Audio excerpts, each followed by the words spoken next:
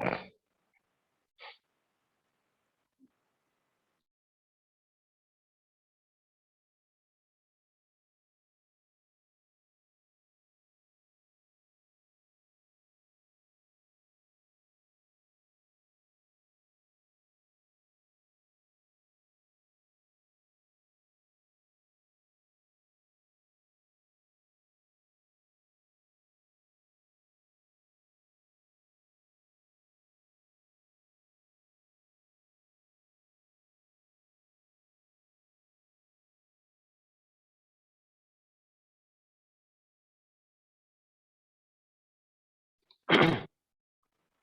morning, everyone.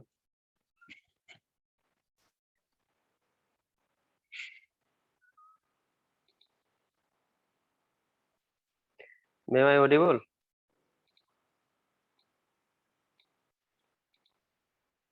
Voice clear है क्या? Yes sir. अच्छा यस सर। अच्छा अच्छा. So yesterday we have described how to get a digital data or binary data, that means 0 and 1, from the analog signal. We have described nicely. So I think you have studied. If you have doubt, so पहले हम clear करेंगे, उसके बाद हम आज के class शुरू करेंगे. तो thing is that we have taken the first this analog signal. ठीक है, this is the analog signal. Then we have sampled throughout the signal, maintaining Nyquist criteria. So after getting the actual sample values, then we go for quantization techniques. So after that, for individual sample value, we have approximated by means of nearest quantization value. After having that quantization value, we coded by particular number from 0 to 7. After having these codes from 0 to 7, we converted these codes into binary data by means of 3 bits. And why it is 3 bits? Because we have taken 8 number of quantization level, and as we know, there is a particular relation between the number of bits required to encode a sample value with the number of quantization level we have used. So if L is the quantization level number, then it would be equal to 2 to the power n, where n is the number of bits required to sample or code each individual sample values. And also I have described how to get the step size. So find out the step size. I have given you one formula, that is in the numerator, that should be the peak to peak voltage, that may be twice Vm or twice Xmax, whatever you can term it, divided by L. L means the total number of quantization level. So if you divide it, that will give you the step size. Sometimes it is termed as S, written as S, or something it can be written as del. So as per your choice, you can choose any one. So we have described the throughout the process, and now we came to know the quantization error. Yesterday I told you have to find out the quantization error after the quantization process. So as you know, the actual one, that is X. Okay, so I'm sharing the whiteboard first. So as I told you in our previous class, X of n TS, that is your actual sample values. Okay, now if you sample this with XQ NTS, that means this is the nearest quantization value.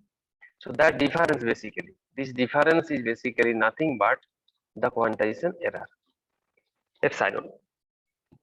Okay, so now my question is, please tell me what should be the value of epsilon max?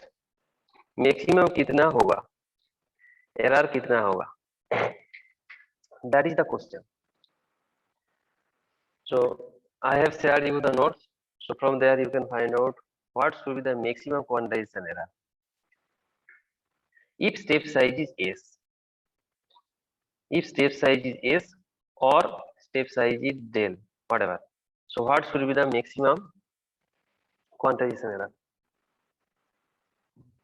What should be the maximum quantization error? Sir, del upon बोलो, del upon 2 sir, where del is 2, 2 by q. del by 2, or you can write s by 2. That is your epsilon max. Good answer. You can write this is plus minus. You can write this is plus minus. If you make it mod, then always it is positive. Sir, Okay. where del is equal to 2 by q.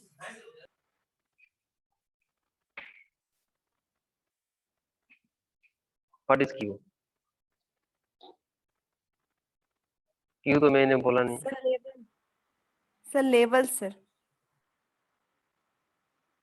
नहीं, level तो step size is equal to हम बोल दिया twice v max. Sir, number of level is equal to Q. Yes number sir, of level quantization cube level. बोल सकते हो, L भी बोल सकते हो. ठीक है. Yes sir. दोनों से. ठीक. तो क्वांटाइजेशन एरर मैक्सिमम होगा तुम्हारा जो स्टेप साइज है उसका half. So in our previous example step size s was how much 1, isn't? तो वहां पे एप्सिलॉन मैक्स कितना होगा, plus minus 0.5. And how it is, so देखो दिखाता हूँ. Sir, the value of s is equal to 1 and 1 by 2. That's why 0.5. हाँ,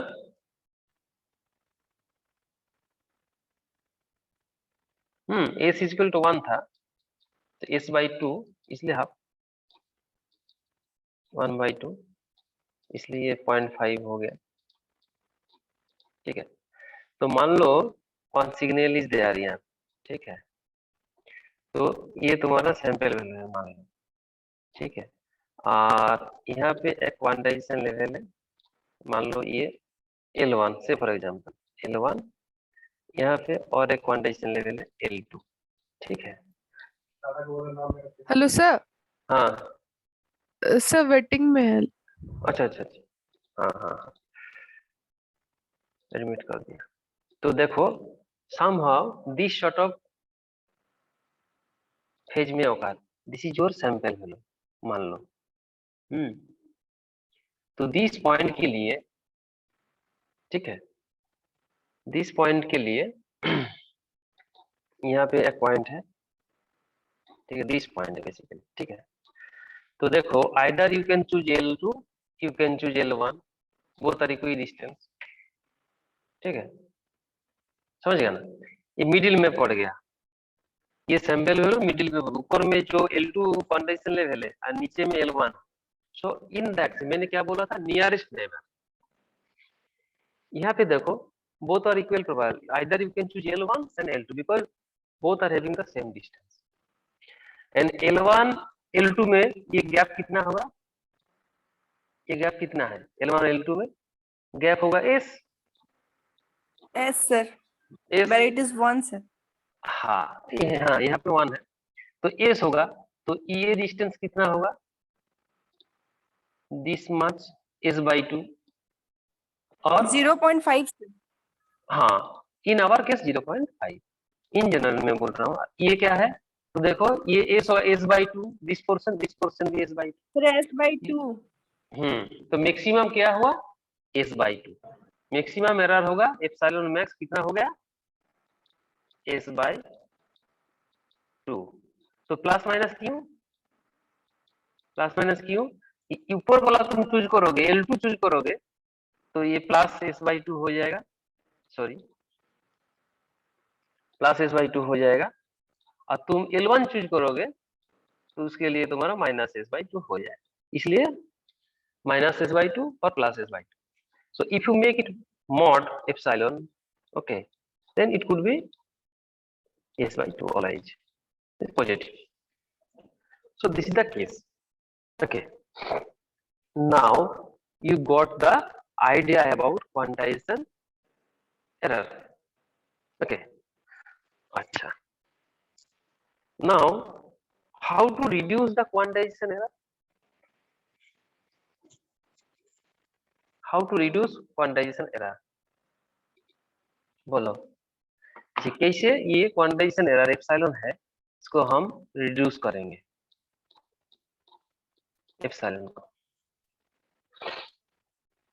ठीक है, एप्सिलॉन को तुम ये जो एरर है कैसे तुम रिड्यूस करोगे? Anyone idea? बोलो ना, भूल हो सकता है, ठीक भी हो सकता है, तुम ठीक ही दोगे तुम लोग। एप्सिलॉन मैक्स था तुम्हारा क्वांटाइजेशन एरर। मैंने बोला ये जो 0.5 हो रहा है इन आवर केसेस में, तो वो कैसे तुम 0.5 को तुम कैसे 0.25 करोगे, समथिंग लाइक दैट। ओके, वो 0.5 को 0.4 करना चाहते हो, वो 0.3 करना चाहते हो, whatever you are trying to reducing the error, तो तुम कैसे वो करोगे बोलो? सर क्वांटाइजेशन लेवल जो होगा और नियर में हो जाएगा तो सर। हाँ, एक नंबर बोलो, क्या बोल रहे हो? सर क्वांटाइजेशन जो लेवल है ना सर, जैसे कि इसमें हम्म, डिफरेंस मेरा 0.5 का है, अगर उसको और लेस कर देंगे तो फिर एरर कम आएगा ना सर। अच्छा, मीन्स हम लोग 8 लिए थे, मान लो इसको 8 को हम 16 कर दिया, ऐसा बोल रहे हैं ना? एल था 8, ये एल को मैंने अब 16 कर दिया। Okay, this is the first case.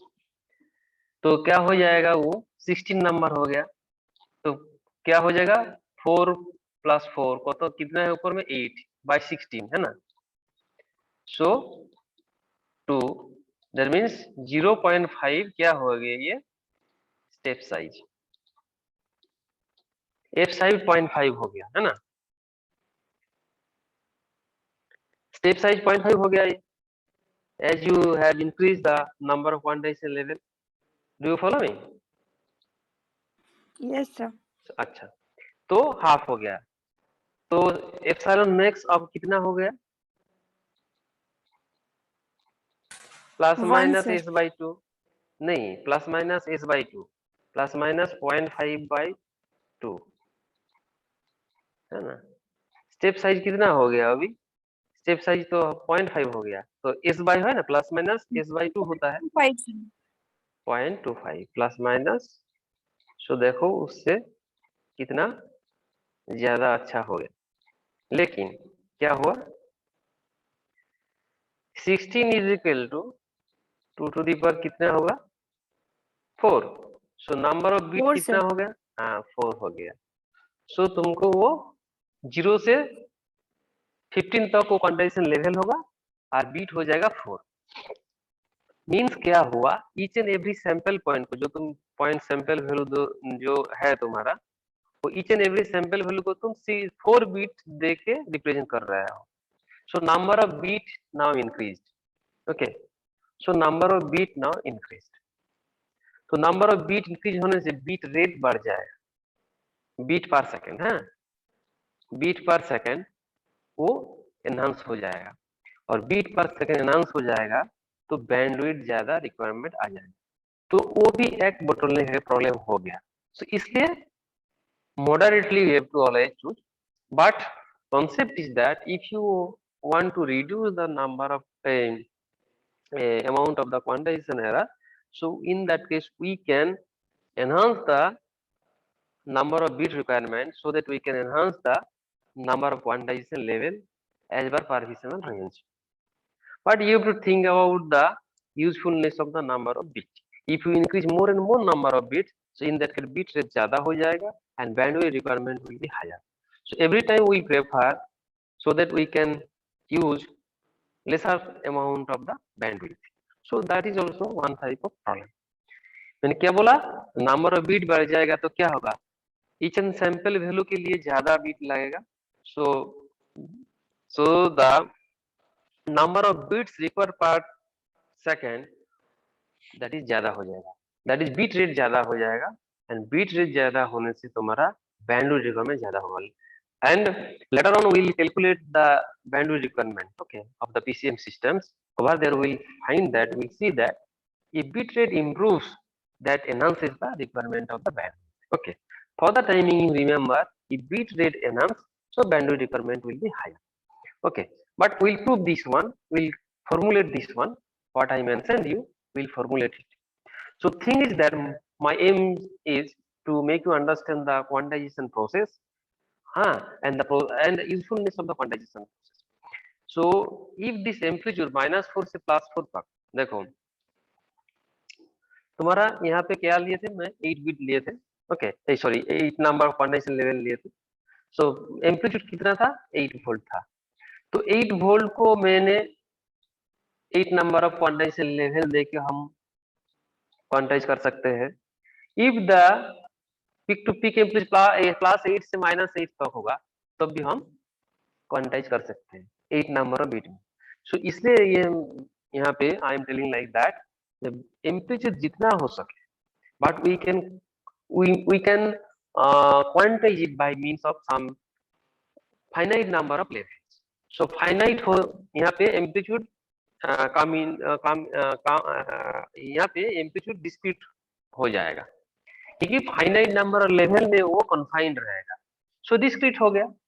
So after sampling and after quantization क्या हो गया, दो चीज हो गया, sampling के बाद time discrete हो गया, sampling के बाद amplitude भी discrete हो गया, ठीक है ना। तो बोथ साइड में डिस्क्रीट हो गया। जब बोथ साइड में डिस्क्रीट हो जाएगा कंटीन्यूअस सिग्नल, तो वो डिजिटाइज फॉर्म में आ जाएगा। So that is the case. So यहाँ पे कोऑर्डिनेशन के लिए दो प्रोसेस है, mid rise and mid tread होता है। तो वो क्या होता है, वो प्रोसेस हम डिस्कस करेंगे, mid rise and mid red. Okay,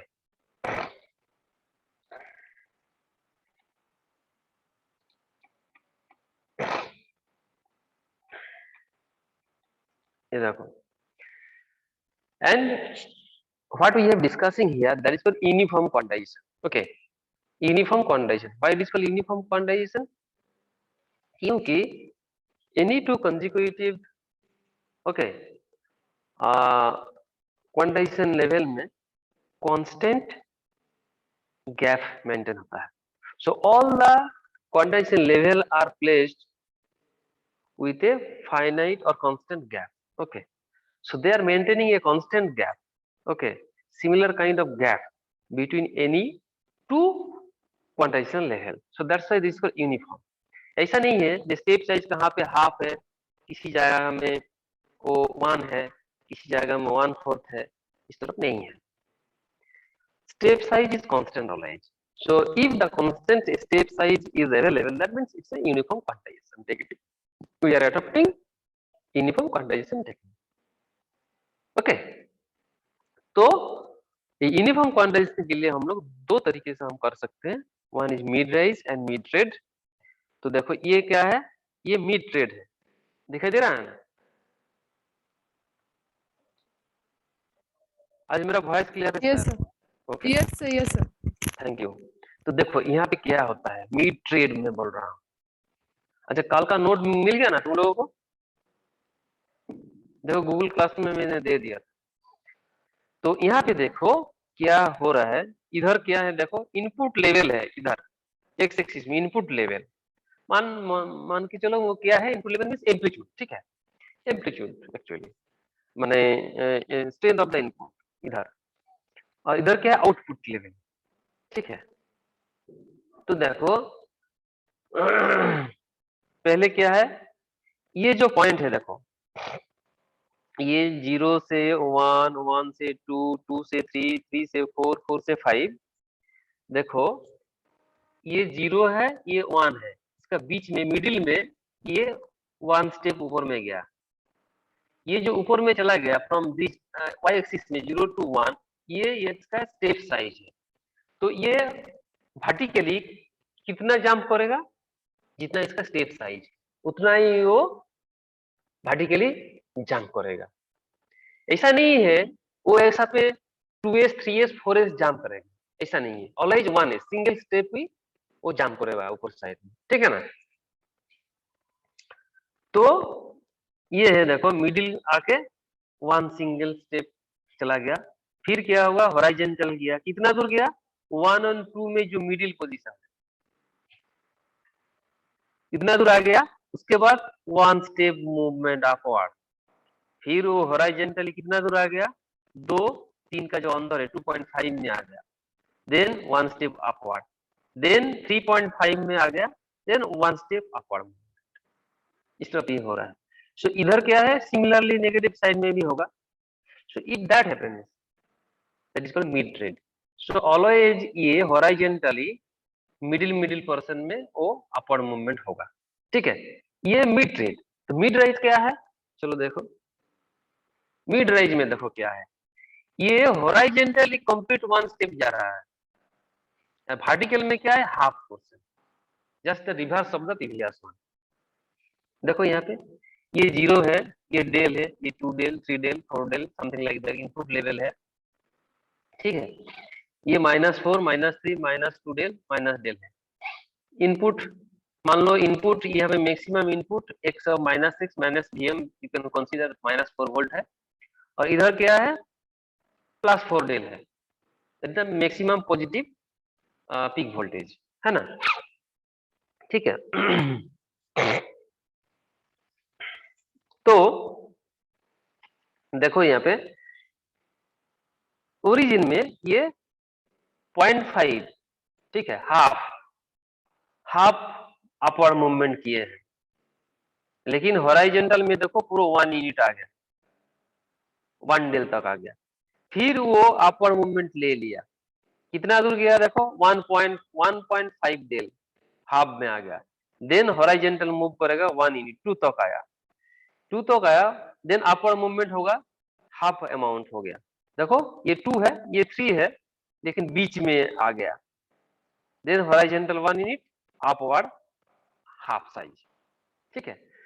तो ये है तुम्हारा मिड राइज। मिड राइज में क्या होगा, देखो राइज बोला है, राइज मींस अपवर्ड मूवमेंट होगा मिड में, हाफ करके। इंडिविजुअल जो स्केल है वो मिड पोजीशन में अपवर्ड मूवमेंट होगा, that's it is called mid rise. तो तुम मिड राइज दिमाग में रखो, ठीक है। मिड ट्रेड का मन रखने की कोई जरूरत नहीं है, मिड राइज इंपॉर्टेंट है।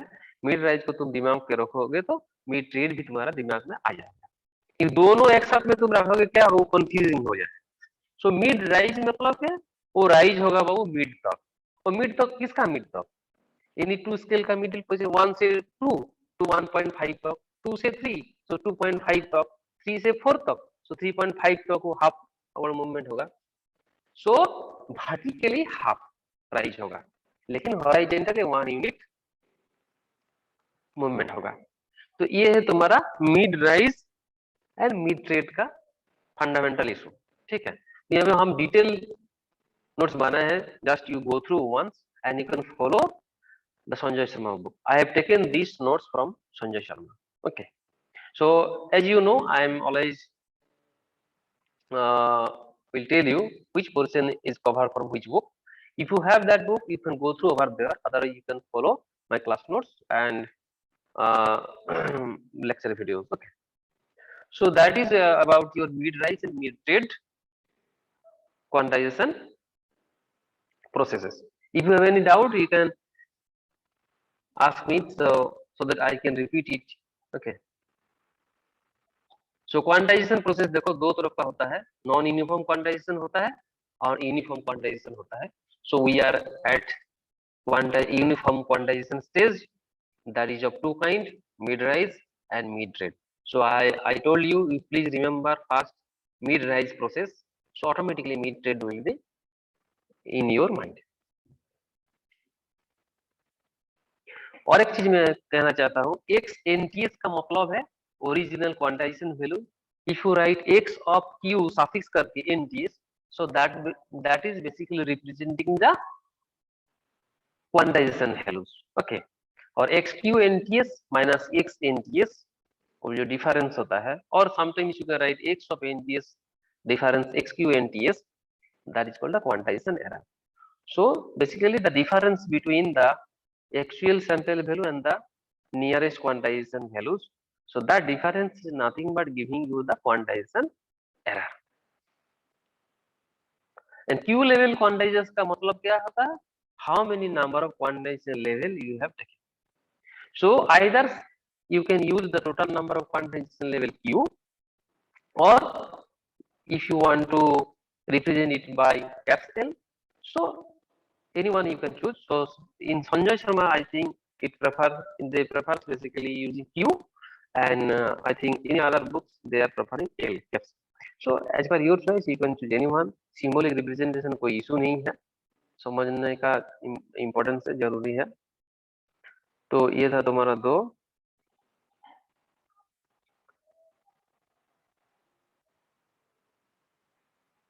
यहाँ पे देखो एक्स एनटीएस 4 डेल है। देखो एक्स एनटीएस मैंने क्या लिया 4 डेल, माने इनपुट का वैल्यू 4 डेल है, तो आउटपुट में एक्स क्यू एनटीएस क्या होता है 7/2 डेल। 7/2 डेल देखो सिंपल है। या देखो 4 डेल है ना, 4 डेल है इनपुट। सो यह क्या है देखो, ये क्या है देखो कहाँ पे है 7 डेल बाई 2, ठीक है ना। 4 डेल के लिए हम क्वांटाइजेशन लेवल कहाँ पे मिल रहा है 7 डेल बाई 2। तो ये प्रोसेस है, ये प्रोसेस है।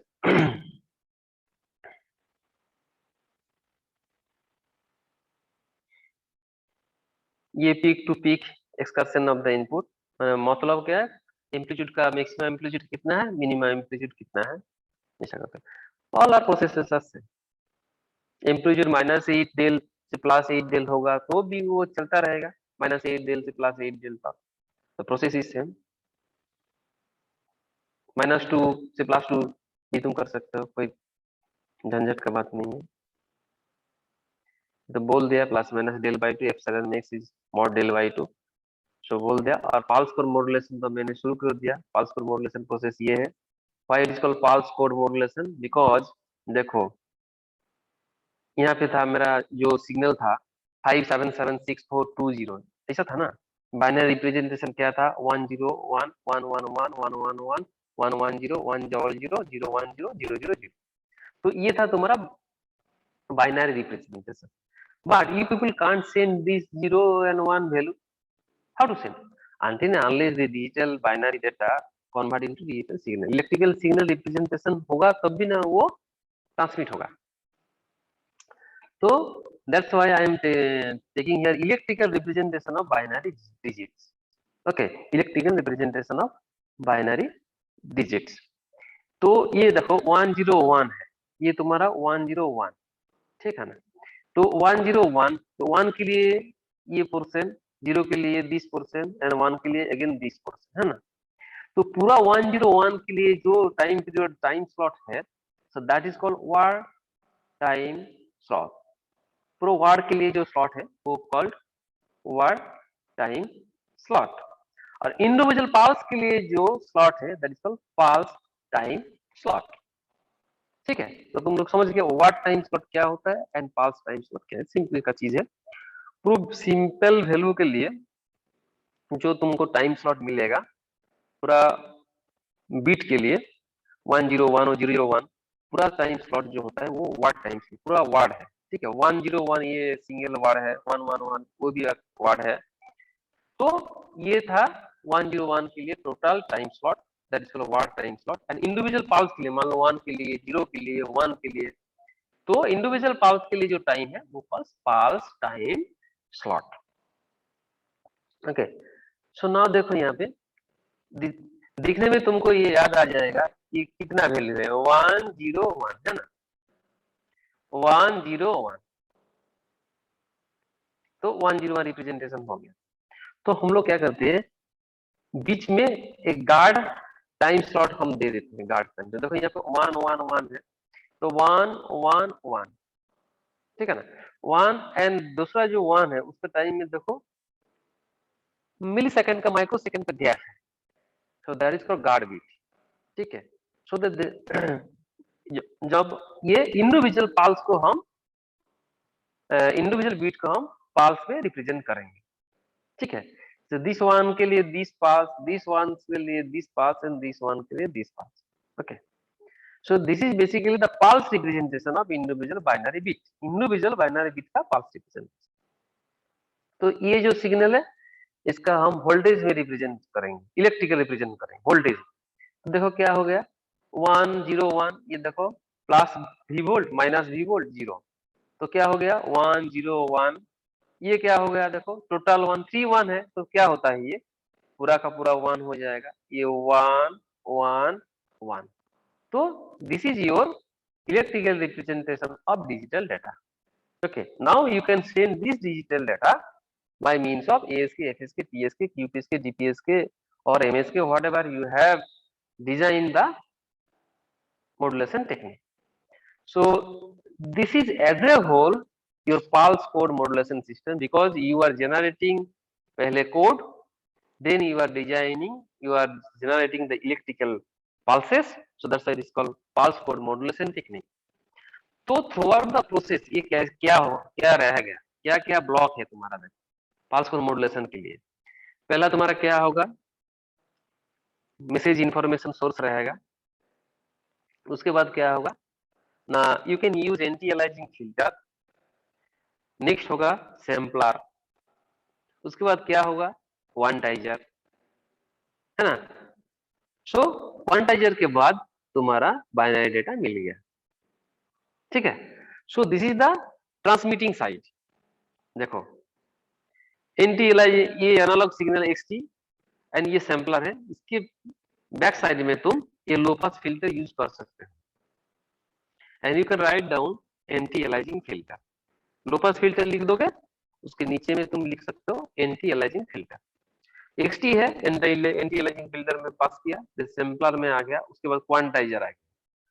क्वांटाइजर के बाद तुम्हारा एनकोडर, ठीक है। एनकोडर क्यों लिए, क्योंकि वो जो 0 1 से 7 तक था क्वांटाइजेशन वैल्यू, उसको बाइनरी में कन्वर्ट हो गया, ठीक है।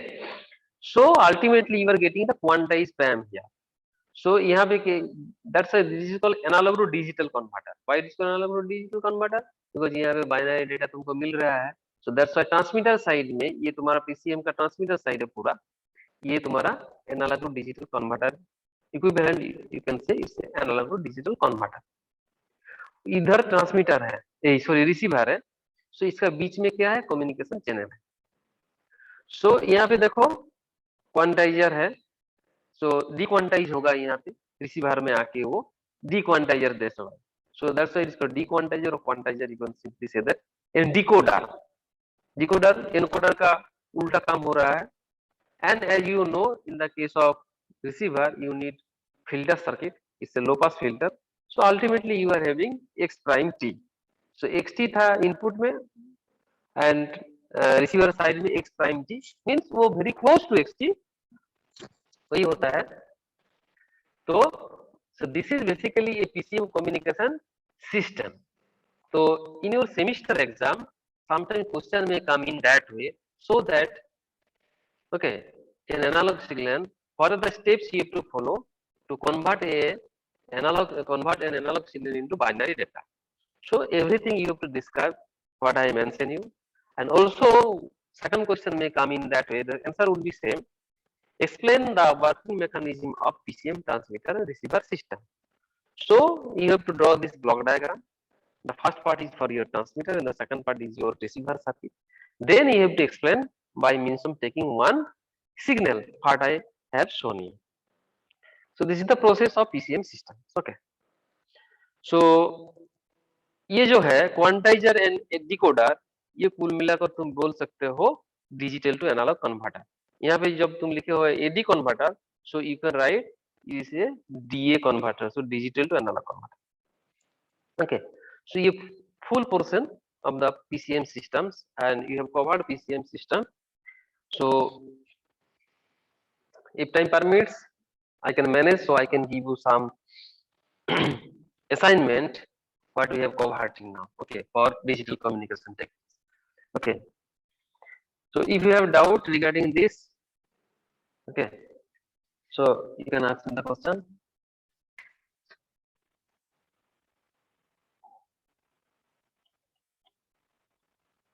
You please go through all these notes, okay, what I mentioned that is written here. So after that we'll go for quantization noise and error in PCM, that I already mentioned you. Epsilon का मतलब क्या है, epsilon means x q n t s minus x n t s, already I told you, ठीक है, everything I mentioned you. And maximum del की कैसे तुम find out करोगे, step size twice x max by q, okay, where q is the number of quantization level, or you can write down twice x max by l, where l is the total number of quantization level you required. Okay. So after that we'll go for finding out the quantization noise power. Okay, quantization noise power.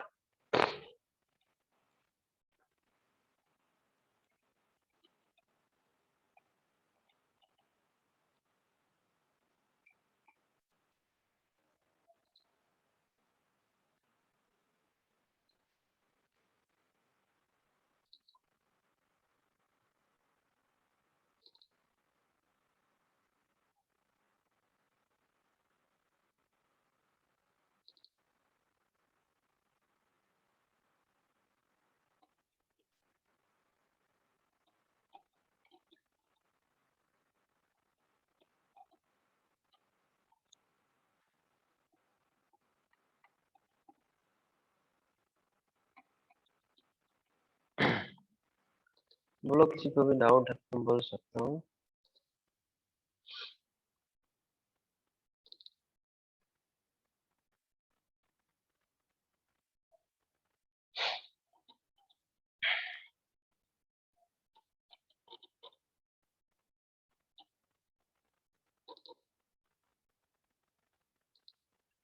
Next है quantization noise power. हम लोग calculate करें. That should be del square by 12. Okay, और a square by 12. That is most important findings.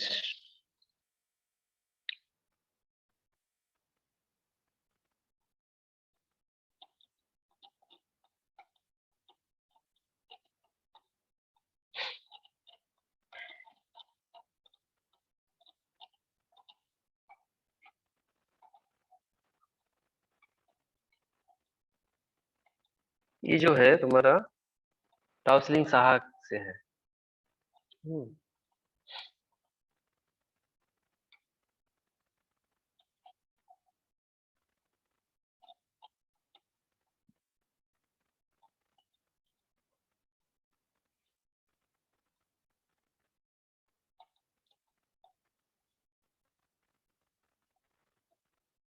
अच्छा तुम बोलो तो FS का मतलब मैंने क्या बोला था. What is FS? FS means क्या है?